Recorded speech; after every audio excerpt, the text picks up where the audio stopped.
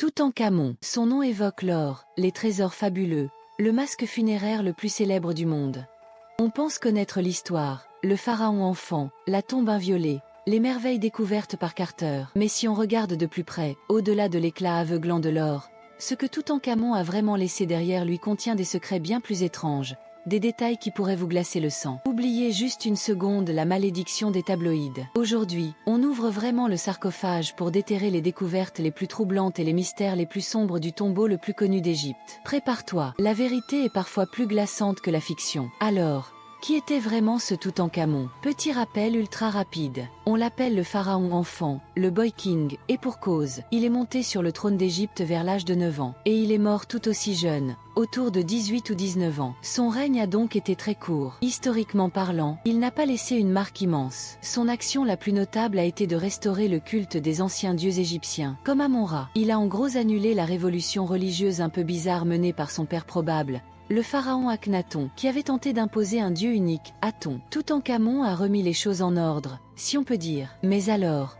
pourquoi est-il si incroyablement célèbre aujourd'hui? Pourquoi tout le monde connaît son nom? La raison est simple et tient presque du miracle archéologique. Sa tombe est la seule tombe de pharaon du Nouvel Empire découverte au XXe siècle dans la vallée des rois qui était encore quasiment intacte, pleine de ses trésors. Toutes les autres avaient été pillées depuis des siècles. C'est cette découverte incroyable qui l'a propulsé au rang de superstar mondiale post-mortem. Nous sommes en novembre 1922. L'archéologue britannique Howard Carter, après des années de fouilles financées par Lord Carnarvon, découvre enfin des marches menant à une porte scellée dans la vallée des rois. Le suspense est à son comble. Il perce un petit trou dans la porte, glisse une bougie à l'intérieur et regarde. Carnarvon, impatient, lui demande: vous voyez quelque chose? Et Carter répond cette phrase devenue légendaire. Oui, des merveilles. C'est l'euphorie. La tombe est pleine à craquer d'objets incroyables, de meubles, de statues, de chars démontés, et surtout, derrière une autre porte scellée, la chambre funéraire elle-même avec les sarcophages et la momie du jeune pharaon. Une découverte archéologique sans précédent qui fait la une des journaux du monde entier. Mais l'ambiance festive va vite tourner au drame médiatique. Quelques mois plus tard, en avril 1923, Lord Carnarvon meurt au Caire. La cause officielle est une septicémie, une infection généralisée due à une piqûre de moustique qui l'aurait coupé en se rasant. Mais pour la presse à sensation de l'époque, l'explication est toute trouvée.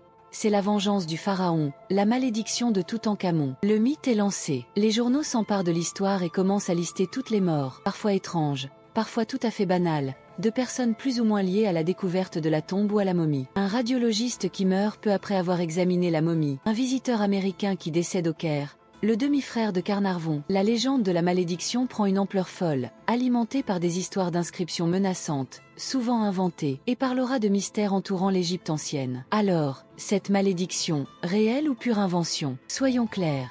Scientifiquement, il n'y a aucune preuve d'une malédiction surnaturelle. Howard Carter lui-même, le premier à être entré dans la tombe, est mort de cause naturelle plus de 16 ans plus tard, à 64 ans. La plupart des personnes présentes lors de l'ouverture ont vécu des vies longues et normales. Les quelques décès peuvent s'expliquer par des coïncidences, des maladies préexistantes, ou peut-être par des infections dues à des moisissures ou des bactéries présentes dans la tombe scellée depuis des millénaires. Certains chercheurs ont évoqué des spores potentiellement dangereuses. Mais l'explication la plus probable reste la plus simple. La malédiction était surtout un excellent moyen pour les journaux de vendre plus, et pour certains Égyptiens de l'époque, une façon d'exprimer leur mécontentement face à la mainmise étrangère sur leur patrimoine. La vraie malédiction, c'était peut-être juste le buzz médiatique. Maintenant qu'on a écarté la malédiction surnaturelle, explorons ce qui, dans le tombeau, peut vraiment nous donner des frissons, mais pour des raisons bien réelles. Bon, la malédiction, c'était surtout du cinéma. Mais alors, qu'est-ce qu'on a trouvé dans cette tombe qui pourrait justifier le titre un peu choc de cette vidéo? Oublions les fantômes, et regardons les faits,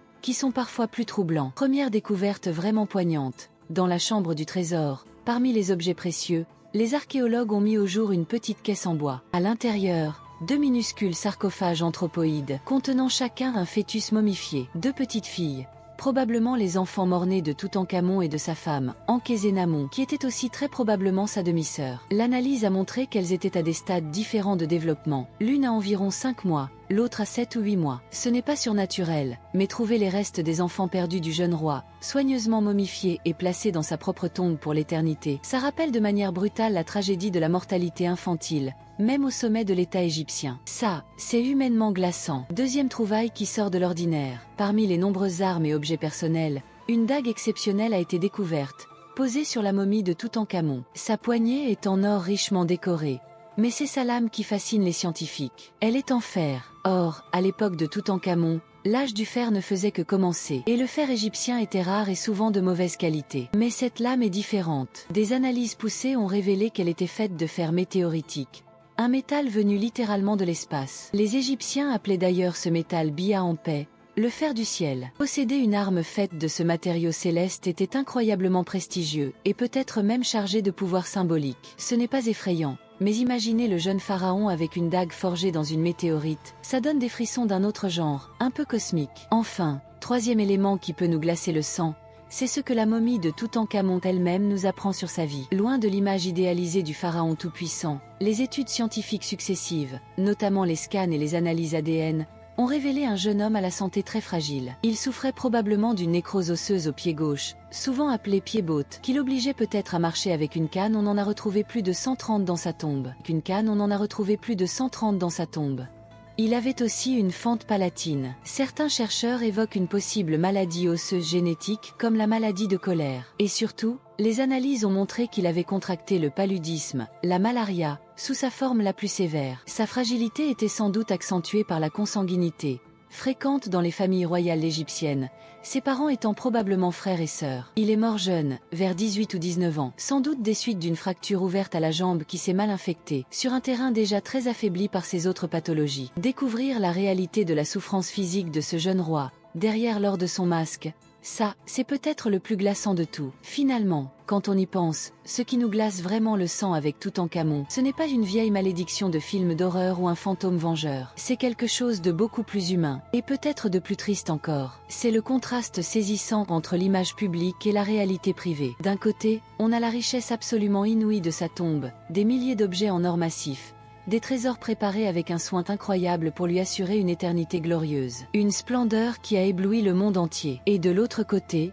on a la vérité sur sa courte vie, celle d'un enfant devenu roi très jeune, probablement un pion dans les jeux de pouvoir de la cour. Un règne finalement assez bref, sans réalisation majeure si ce n'est la restauration de l'ordre ancien. Une santé physique terriblement fragile, marquée par des malformations, des maladies, la douleur chronique, la tristesse d'avoir perdu ses propres enfants avant même leur naissance. Et pour finir, une mort prématurée, probablement dans la souffrance, autour de 18 ou 19 ans seulement. Après sa mort, son nom a été plus ou moins effacé par ses successeurs, et il est tombé dans l'oubli pendant plus de 3000 ans. Tout cet or, toute cette préparation pour l'au-delà, pour un jeune homme dont la vie terrestre semble avoir été une succession d'épreuves. C'est peut-être ça, le vrai secret glaçant de Toutankhamon, l'histoire humaine, fragile et brisée, cachée derrière le masque d'or étincelant. En résumé, l'héritage de Toutankhamon est bien plus complexe qu'une simple histoire de trésors et de malédictions bidons. Derrière l'or étincelant, on trouve la tristesse de ses enfants perdus, le mystère d'une dague venue de l'espace, et surtout,